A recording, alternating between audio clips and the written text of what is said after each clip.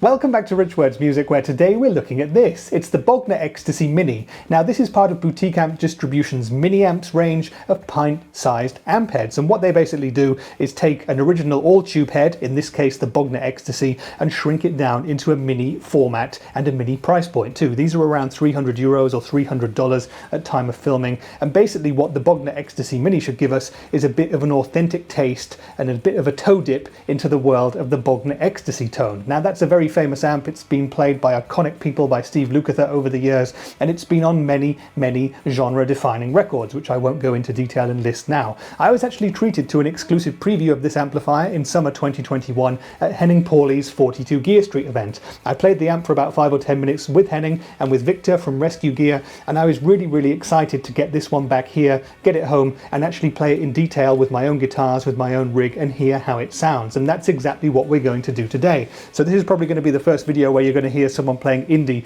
on a Bogner Ecstasy Mini amp head. But there we go, that's what we're going to do. So, solid state, 30 watt Class D power amp. We've got a few switches and knobs here on the front, which I'll just explain briefly here, and then we'll get into the playing part of the video. So over on the right here, this is where you plug your guitar in. Then we have a gain control and a 3-band EQ, bass, middle and treble. Next to that we have a presence control as well, and this is the master volume. At the top here we also have 4 switches, which really do give you significant changes to the tone, which we'll go through in the playing part as well. Here we have a pre-EQ setting, which can be set to neutral, bright 1 or bright 2, and that gives you a bit of a boost and also gives you a boost in the high-end frequencies. Next to that we have a mid-frequency knob, which can be switched between neutral, low mids and high mids, and that basically tells you what part of the mid-frequency spectrum you're controlling with the mid knob. So if you stick it over to the high setting there, you're controlling the upper mids in your tone when you use the mid control knob. Here we have a gain boost, down or up for more gain, and here we have the Variac control, which basically when activated lowers the voltage in the amplifier, gives you more compression, a bit more sag,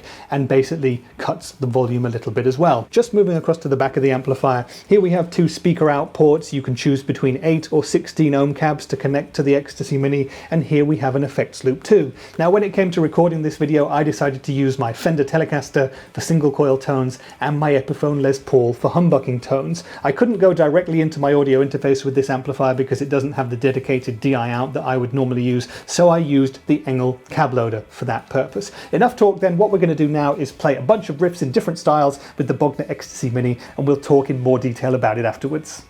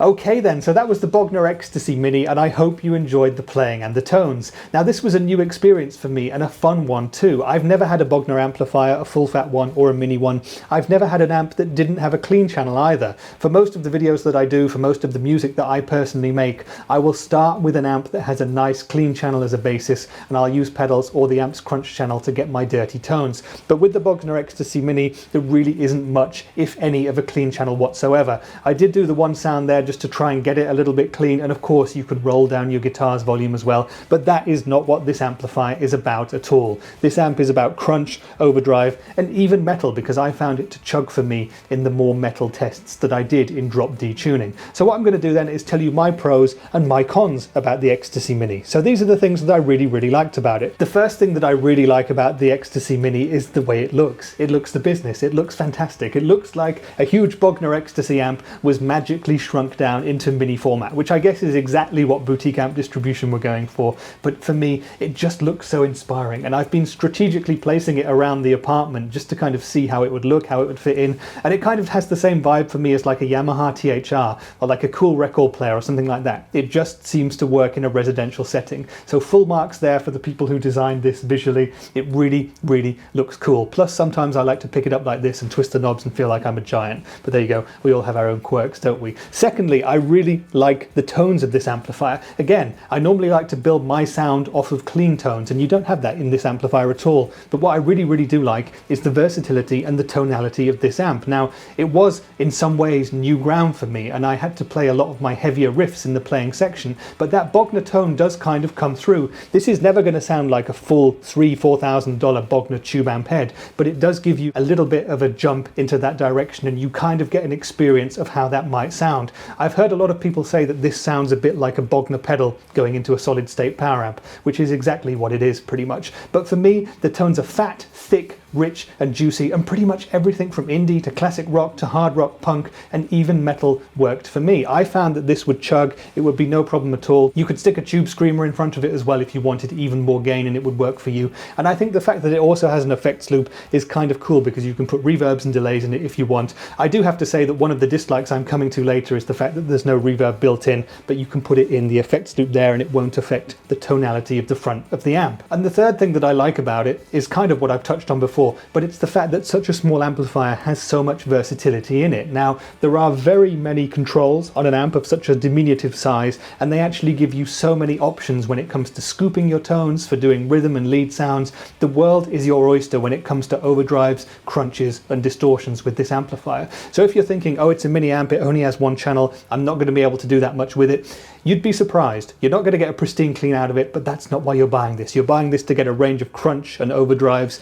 and even metal tones, and that's what you're going to get from the Ecstasy Mini. So there's a few things that I don't quite like about the Ecstasy Mini that much. The first is what I've touched on before. It doesn't have a clean tone in it. Of course, you're not buying that amplifier for this, but I love clean tones, and if this had had two channels, one of them clean and one of them crunch, I would have absolutely loved that. But there we go, no clean tones out of this thing whatsoever. It's kind of funny because when we had the introduction to this in summer 2021, Victor got a clean tone out of this thing. You can hear it in my other video. He managed to make it sound pretty good by rolling off the volume and having the gain down as low as he could manage to get it, and actually getting volume out of this thing. It's not what the amp's built for though, so if you're looking for clean tones, look elsewhere. Another thing that I would love to have seen on this amplifier would be a bit more modern day connectivity. Now, I'm sure that these mini amps have been built, designed to be as simple and as rock and roll as possible. You plug them into a standard speaker, you go, they sound great, job done. But for me personally, I would have loved to see a headphone out just for silent practice, and I would also have loved to have seen it be made just a little bit easier for people like me to plug it directly into my recording rig.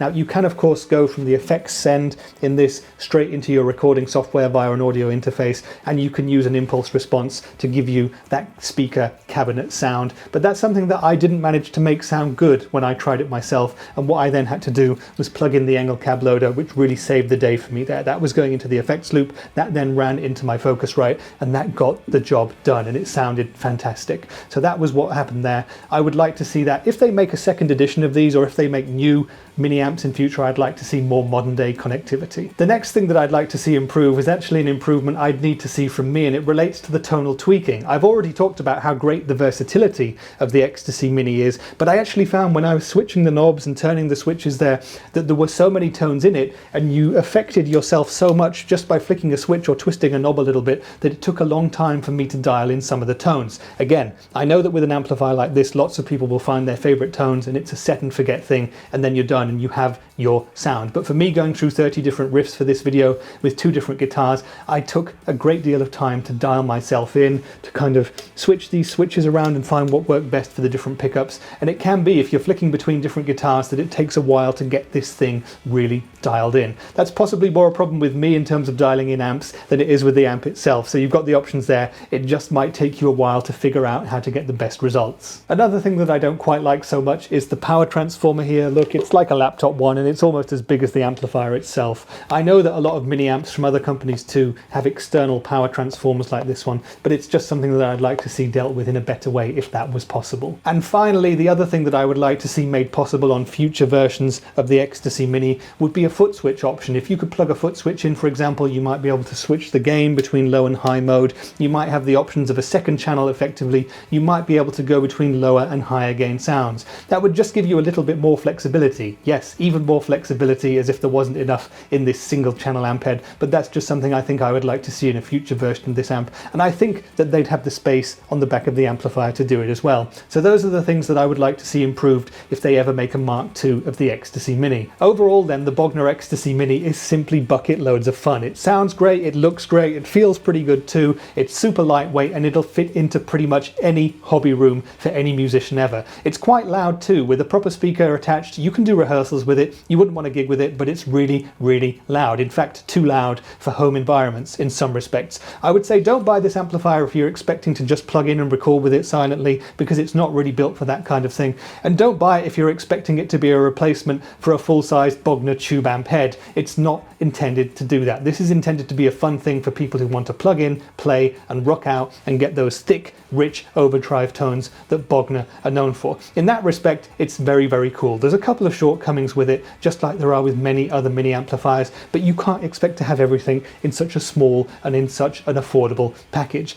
That's been it for today's video then. I really hope you enjoyed my run through of the Bogner Ecstasy Mini amp head. If you've got any questions about it, shoot them down in the comments there and I'll answer to the best of my ability. And let me know if you think I should look at some of the others from mini amps, because there's also the Friedman BE Mini and the Dietzel VH Micro, which I got previews of last year as well. I would quite like to do full-length videos on those too. If you guys think I should, leave me a comment and let me know, and I will get onto Boutique Amps distribution and see if we can get that done. If you're still around, please give me a like and a subscribe, because that really helps the channel. It really helps me build the Rich Words music community. And if you want to watch something similar, there's some videos popping up on the screen right about now. But that's been it for today's video. I've been Rich for Rich Words Music, and I'll see you in the next one. Bye for now.